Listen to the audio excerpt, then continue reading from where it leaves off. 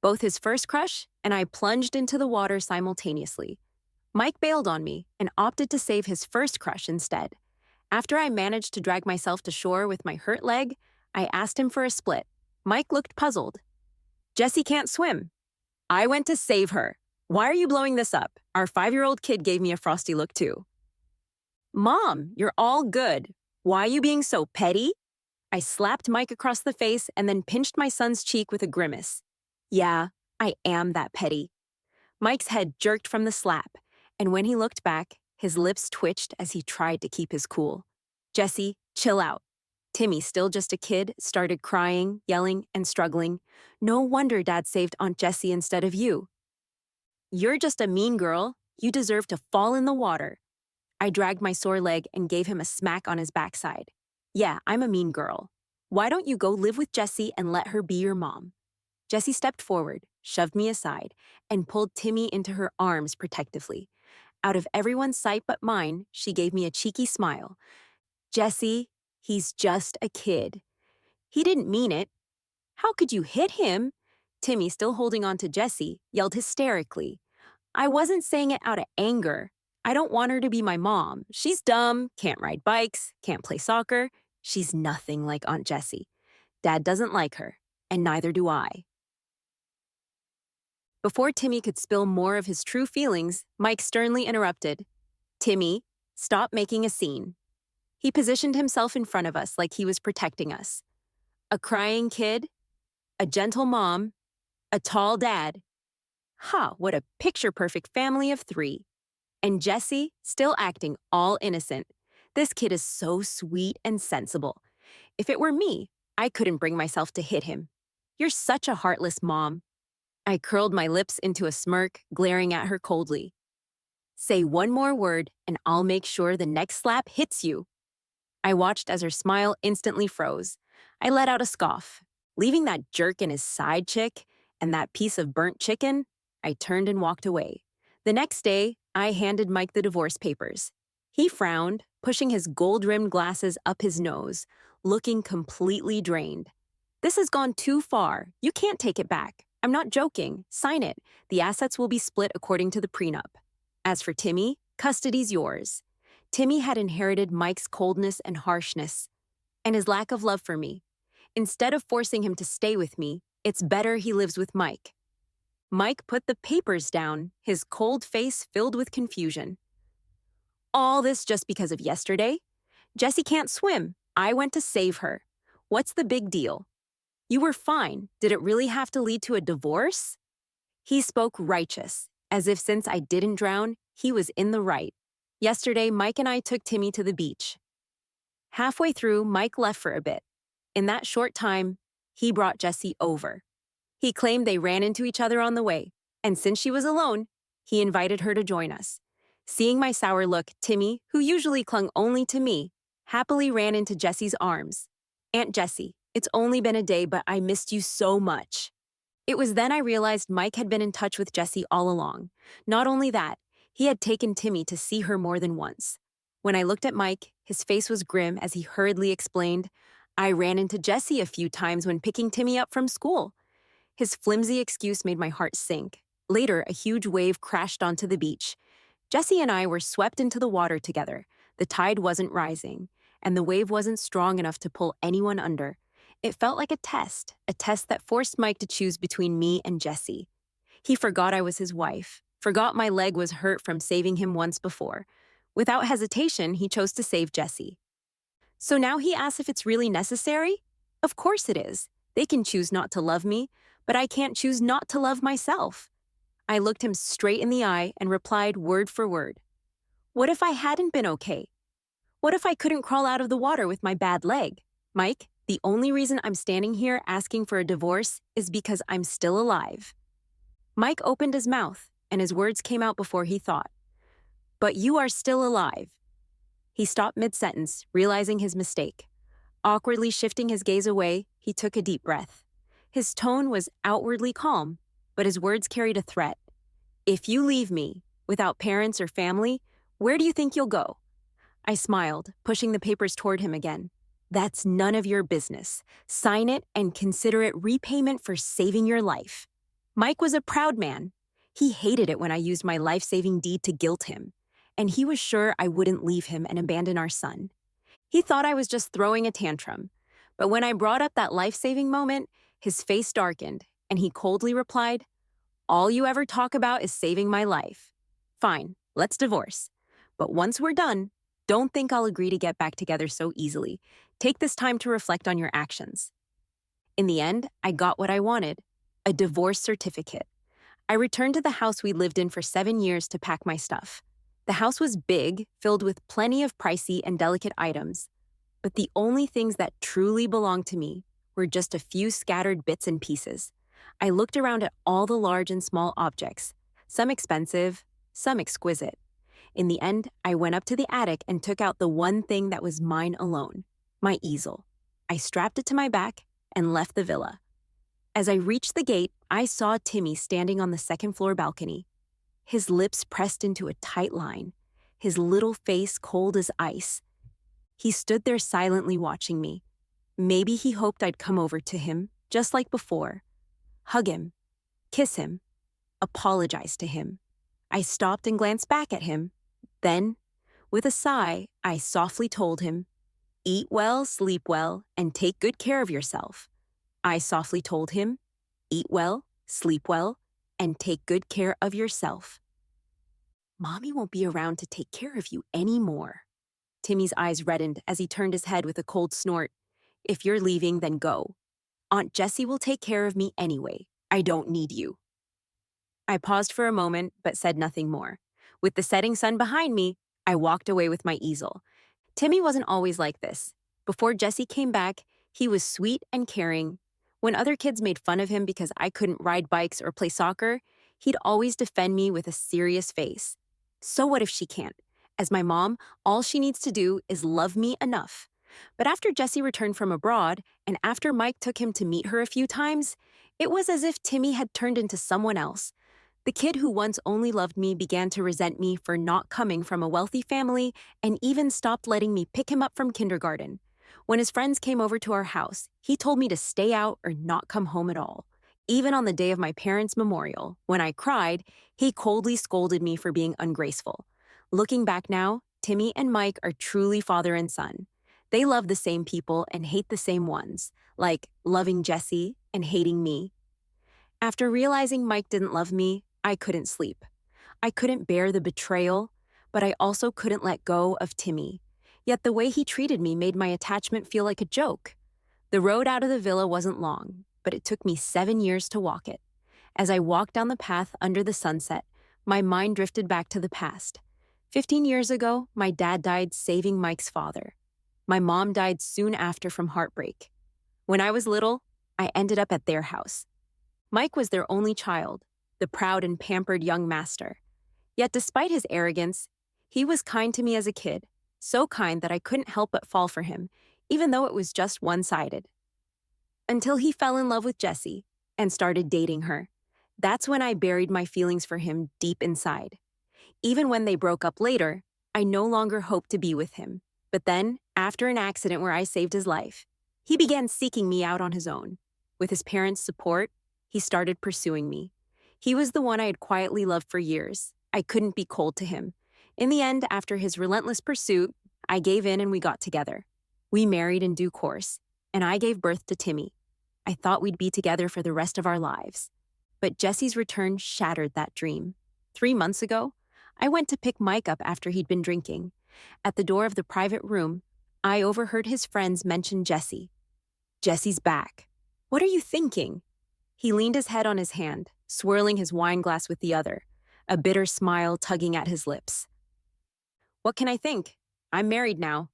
His friends egged him on. "But what if you weren't? You two were so in love back then, you almost died for her." Mike let out a bitter laugh. "What are you even talking about? Oh, I forgot. It was your wife who saved you that time when she hurt her leg? Yeah, for that debt. You can't betray her, right?" The bitterness in Mike's smile was enough to cut through me. I didn't dare step forward. It was then I realized he never loved me. What he felt for me was just guilt. I had been trapped in his lies for 7 years. Luckily, it wasn't too late. In the twilight, I would finally reclaim my freedom. I moved into the hotel I had booked earlier. That night, I received a call from Mike's parents. They didn't know yet that Mike and I had divorced. They kindly asked when I would bring Timmy back to visit them for dinner. I thought of Mike's father's high blood pressure. The words, Mike and I are divorced, almost slipped out, but I swallowed them. I just shook my head and said I was busy. After hanging up, I texted Mike.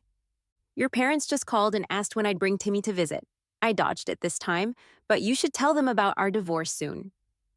A long while later, he replied, Got it. I felt I had done all I could. From now on, Mike and I would have nothing to do with each other. I thought about it and decided to block his number for good. That night, I caressed the drawing board I'd brought from the villa. I remembered the wish I made as a child in my parents' arms. When I grow up, I want to be a great artist. Back then, my parents lovingly patted my head, smiling warmly. Our little Jessie will be the best artist in the world. But later, I married into the Lee family. I never picked up a paintbrush again. At that time, Mike's parents had hinted, Jessie, you should study this. Mike is studying it too. I was young and lacked conviction, dazzled by a life that wasn't mine. I gave up my dream and walked a path that wasn't meant for me. This old drawing board, now yellowed, is like the dream I forgot. No matter how I tried to clean it, the stains remained. But after a while, the stains faded. Looking at the newly brightened surface, I finally smiled. I pulled out the brushes I had bought from a small shop earlier that evening, set the paper down, and tried to sketch the scenes of my childhood. Just as the tip of the brush touched the paper, my phone rang. The number was familiar. It was Mike's assistant, Jake. Madam, Mr. Mike has been drinking after a business dinner and insists on seeing you. Would you be able to come and get him?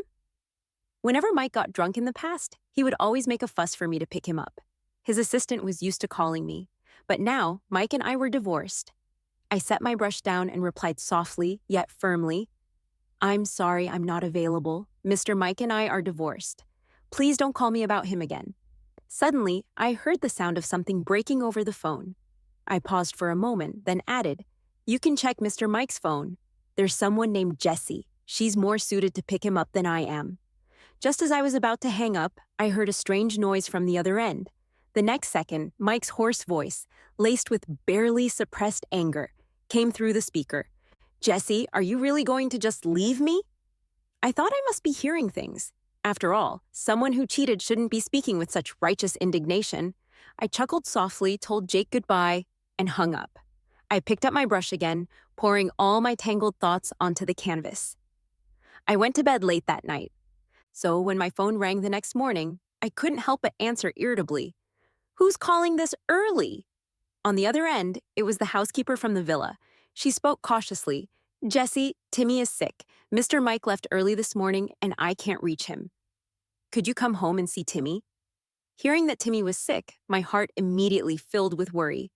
No mom can stay calm after hearing her child is unwell, even if that child doesn't love her. I froze for a few seconds before replying, I'll come right away. When I entered Timmy's room, he was lying alone in bed. My heart ached as I quickly walked over and touched his forehead. Are you feeling sick? When Timmy saw me, his eyes reddened, and for a moment, a trace of hurt flashed across his face. But the next second, he knocked my hand away.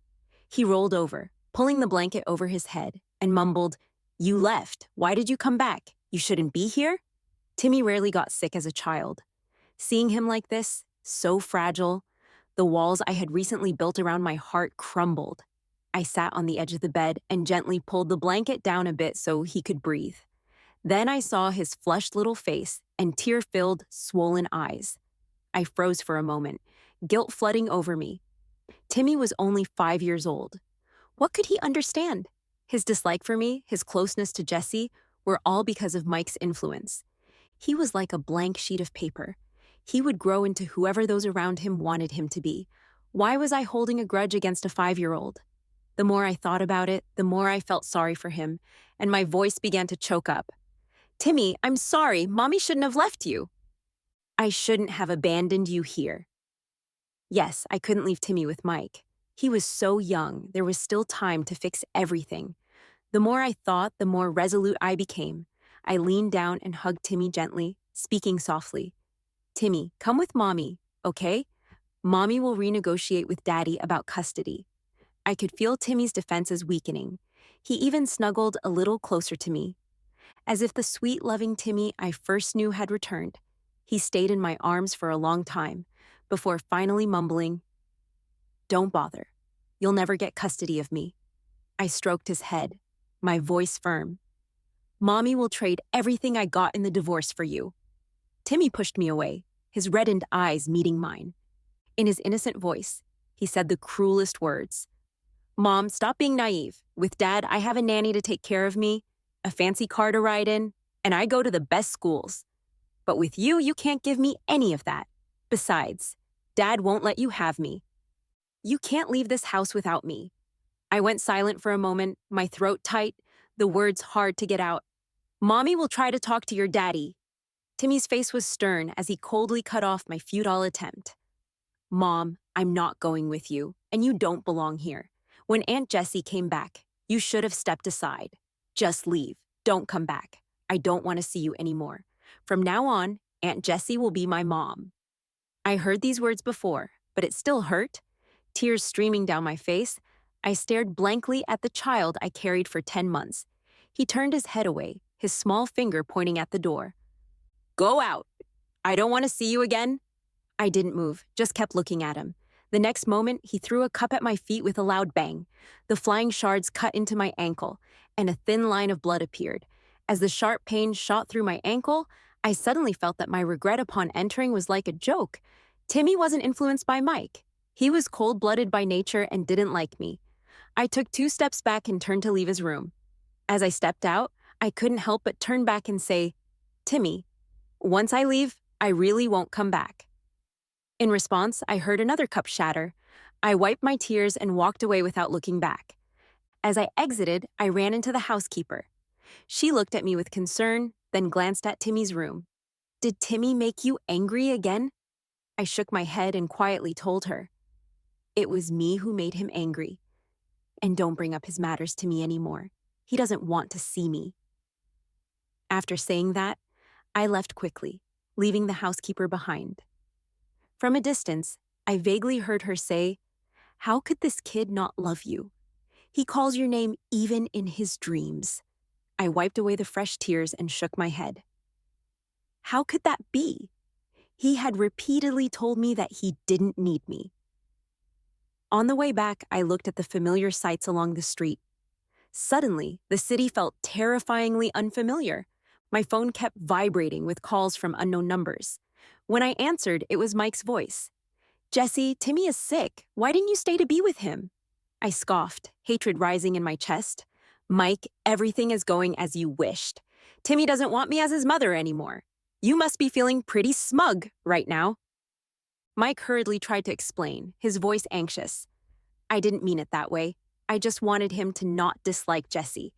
I couldn't contain my emotions anymore and shouted, "So you chose to make him hate me? Is that it?" "Jesse, that wasn't my intention. I wanted Timmy to accept Jesse so you wouldn't resist her so much." I interrupted him with a cold laugh. "Mike, tell me, why should I accept Jesse, the woman who crashed our marriage?"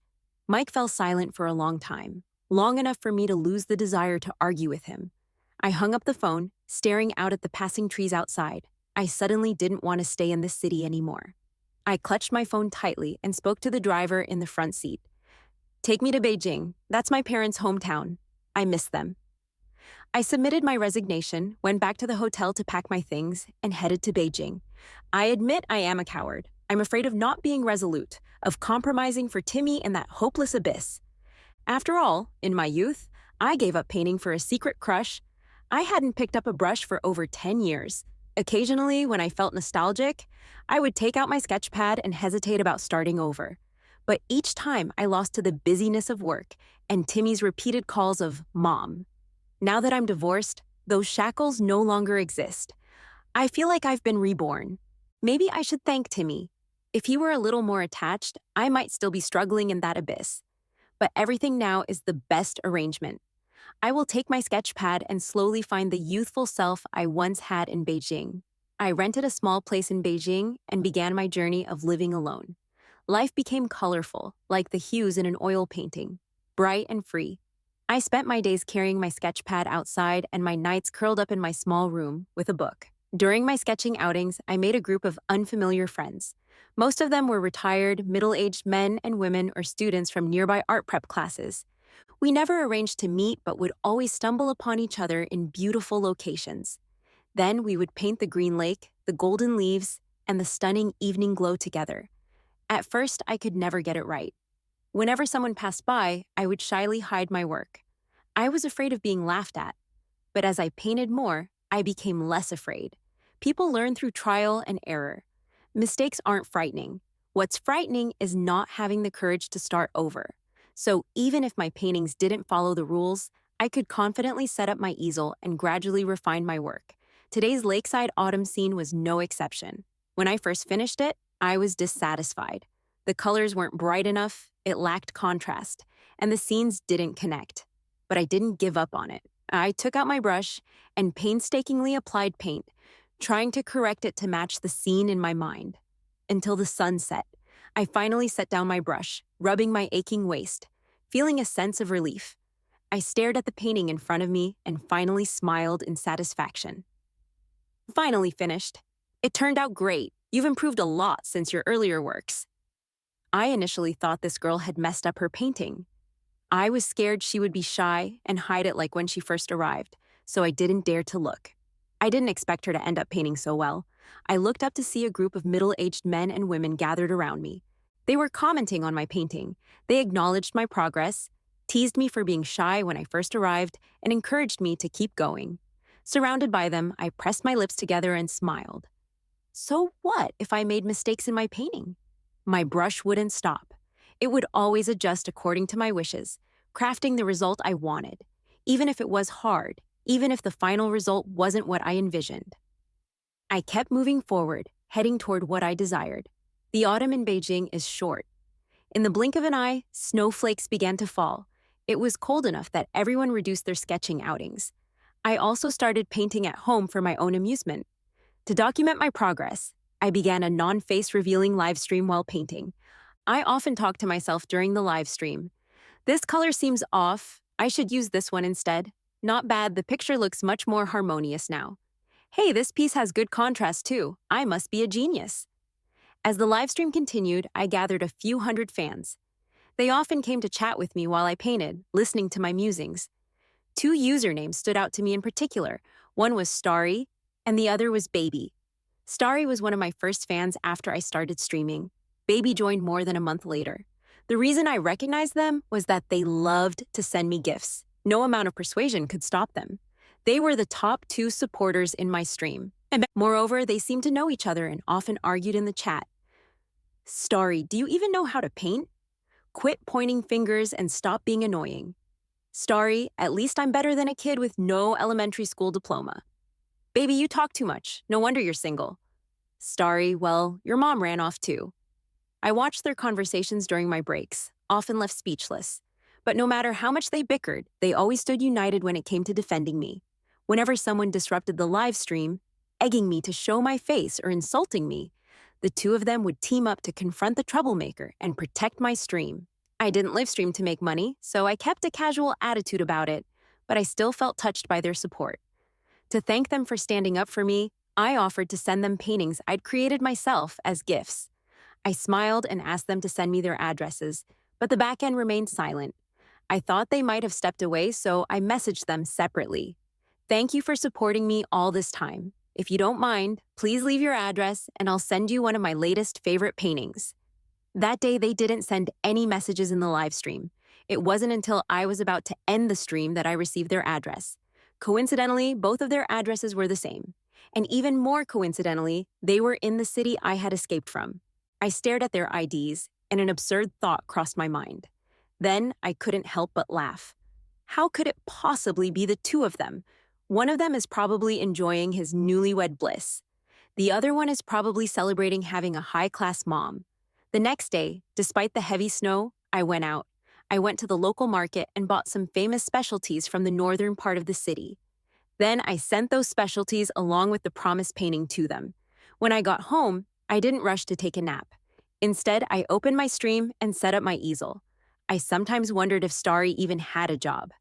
Every time I started a stream, he was always the first to arrive and say hello. On the other hand, Baby felt more like a student, only appearing mostly in the evenings. I glanced at the chat and responded to Starry's greeting. I've already sent the painting. Make sure to let Baby know.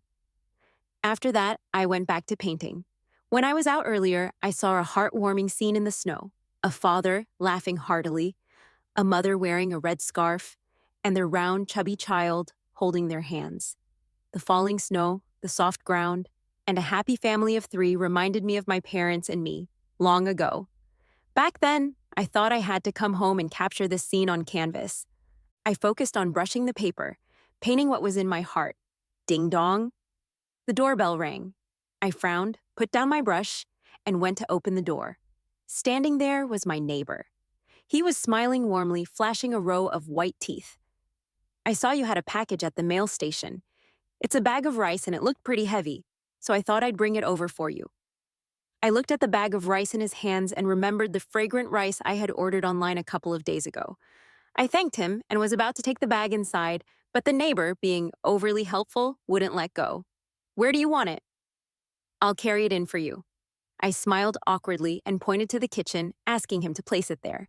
Then I gratefully offered him some water and pulled out some fresh fruit I had bought that day, insisting he take it.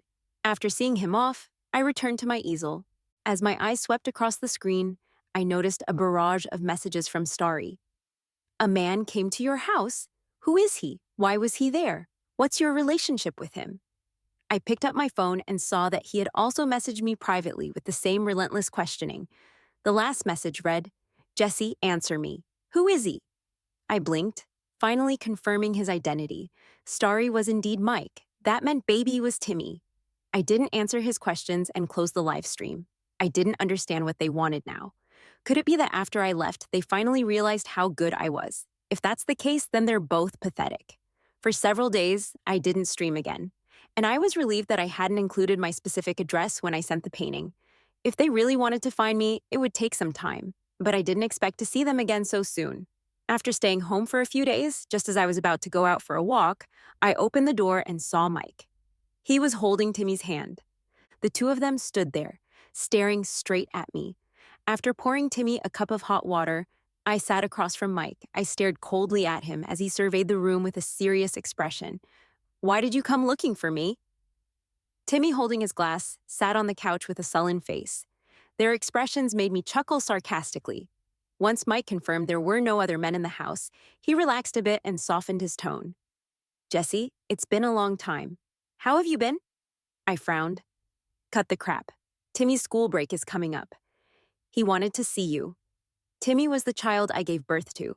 Whether he liked me or not, I had a responsibility to take care of him while he was a minor. I looked over at Timmy and asked softly, "Do you want to stay with me?" Timmy took a small sip of water and shook his head with a stiff expression. No, Dad forced me to come. I lowered my head with a bitter smile, then looked at Mike mockingly. Don't use the kid as an excuse. Mike's face darkened and his voice grew cold. Timmy, speak properly. I couldn't stand watching him scold the child anymore, so I interrupted with a sneer. Could you stop putting on a show in front of me? And one more thing, we're divorced. You shouldn't be bothering me anymore. If Timmy wants to come during the holidays, have someone bring him over. As for you, I don't think we have any reason to meet again. Mike opened his mouth as if to say something, but his face suddenly fell. Jesse, I don't understand. I didn't cheat on you with Jesse. We were just friends. I swear what happened that day won't happen again. From now on, I'll put you first in everything. Why did you still divorce me? You used to love me so much. You even hurt your leg saving me. What happened to you? I exhaled slowly and turned to face him. Did you really marry me because you loved me? If you truly loved me, why did you save Jessie first when we both fell into the water? Why did you take Timmy to play with her, telling me to accept her? Mike, don't tarnish the word love. It's disgusting. Seeing Mike's face turn pale, I couldn't help but pour out all my years of frustration. Mike, I did love you when I was young, but when I risked my life to save you from that car accident, I wasn't doing it to make you feel grateful.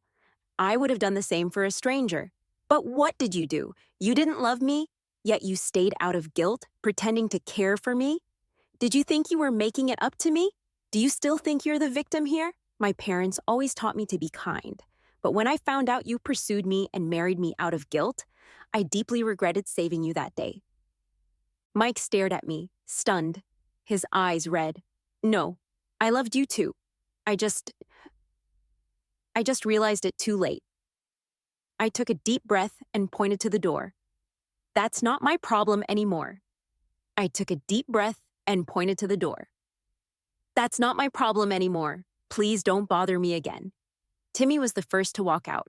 Before he left, he gave me a long look. I felt a pang in my heart and called out to him, Timmy, do you want to stay with me for a few days? That look was full of attachment, but he still firmly rejected me. No, I don't stay in small houses.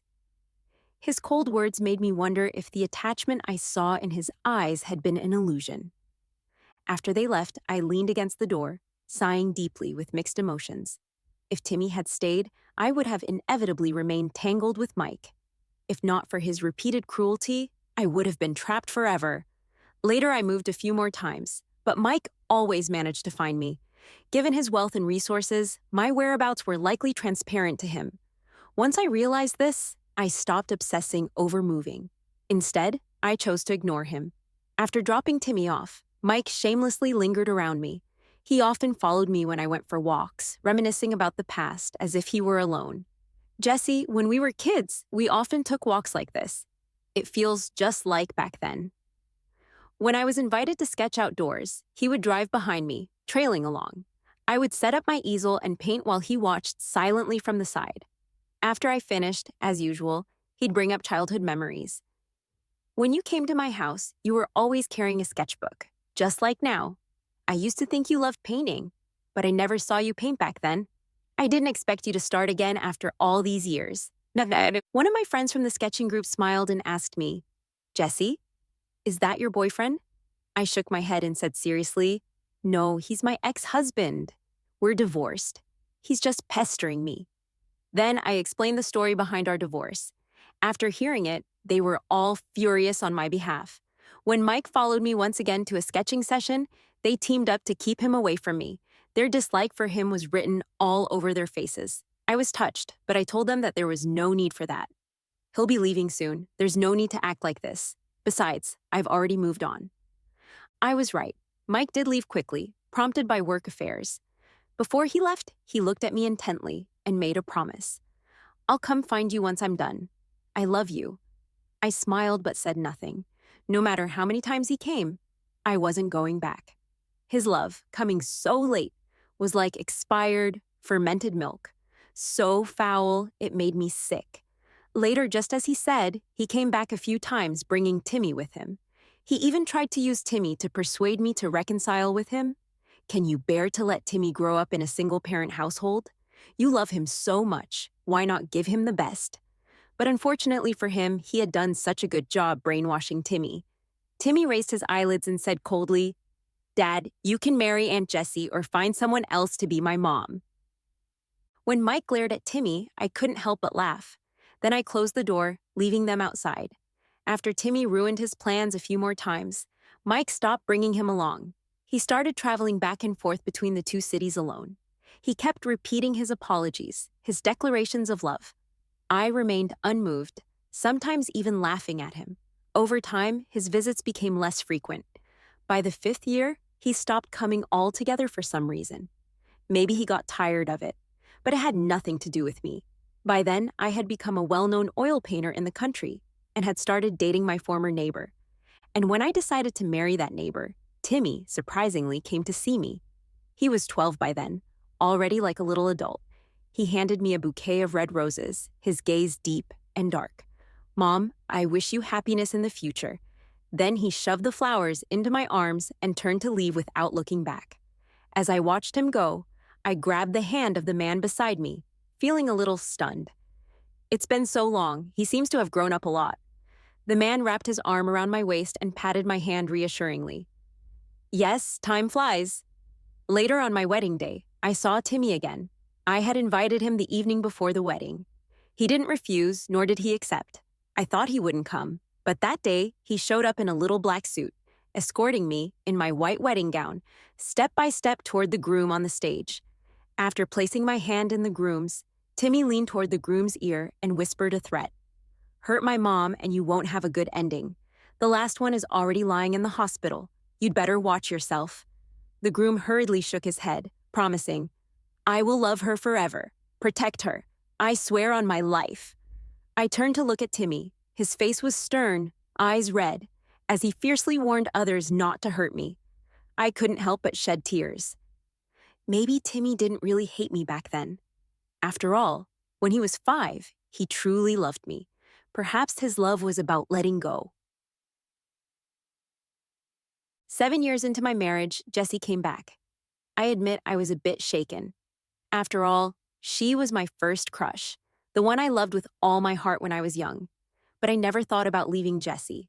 Yet during an accident, when I instinctively chose to save Jessie first, Jessie asked me for a divorce. For a moment, I panicked, but then I relaxed, thinking she had nowhere to go.